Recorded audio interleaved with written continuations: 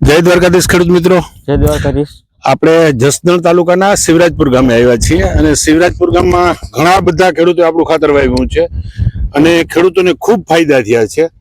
આપણે જે ખેડૂતની મુલાકાતે આવ્યા છે એ ખેડૂતે આ વર્ષે જીરું વાવ્યું છે, પછી મગફળી વાવી હતી આ ચોમાસી સિઝનમાં, એના આગલા વર્ષેની જીરું વાવ્યું હતું અને બધામાં એની ગ્રીન ઇન્ડિયા ખાતર વાપર્યું હતું।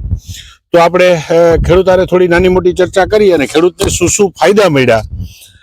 ખેડૂતો અગાઉ તો જ્યારે એની પાસે ગ્રીન ઇન્ડિયા નહોતું ત્યારે રાસાયણિક ખાતર અને રાસાયણિક દવાનો ઉપયોગ કરતા હતા, પણ ખેડૂતે ગ્રીન ઇન્ડિયા ખાતર ચાલુ કર્યું અને એને શું શું બેનિફિટ મળ્યા આપણે ખેડૂતારે ચર્ચા કરીએ। ભાઈ, તમારું આખું નામ શું? બાબુભાઈ ભાણાભાઈ બોગરા। તમારો મોબાઈલ નંબર? 97 237 15 15।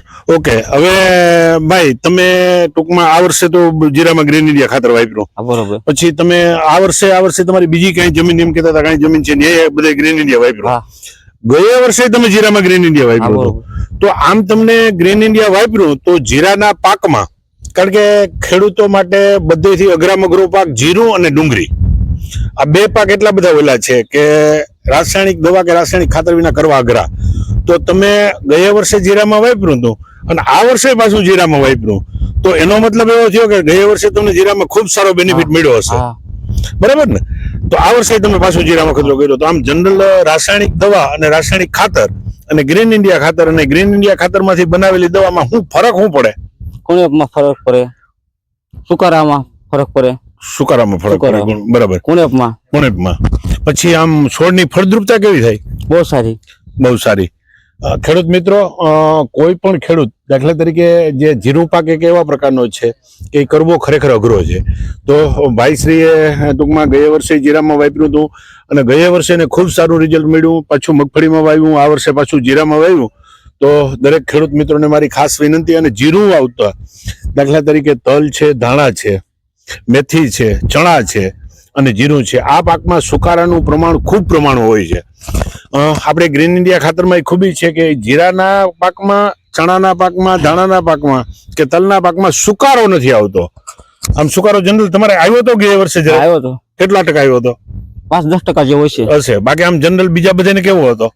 બીજા બધા વધારે ખાતર નાખ્યા પછી ફેર ઘણો પડી ગયો હતો। ઓકે, તમે ખાતર તો મતલબ તમે પાછળથી વાપર્યું છે એવું ને? હા। ઓકે, તો મિત્રો જેને સુકારાનું પ્રમાણ જીરામાં હોય ને એ તમે અમારો કોન્ટેક્ટ કરજો, મારો મોબાઈલ નંબર વિડીયોમાં આપું છું, અને ગ્રીન ઇન્ડિયા ખાતર અપનાવો।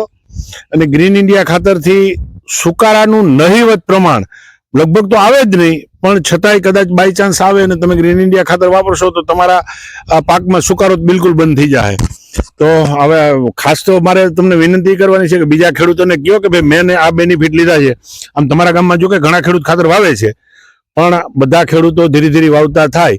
અને બીજું, આપણે ઓર્ગેનિક શબ્દ પ્રયોગ કરીએ છીએ, ખાતર આપણું 100% ઓર્ગેનિક છે, રિઝલ્ટ ઓર્ગેનિકનું જ આપીએ છીએ, પરંતુ રાસાયણિક દવા અને રાસાયણિક ખાતર કરતા સારું રિઝલ્ટ, મતલબ કે તમારે જે મણિકામાં કે વજનમાં કે છોડની ફળદ્રુપતામાં જે રિઝલ્ટ મળે એના કરતા ગ્રીન ઇન્ડિયામાં આપણે રિઝલ્ટ સારું મળે છે, બરાબર? ઓકે, તો મિત્રો આ બધું જીરું તમે જોઈ લ્યો।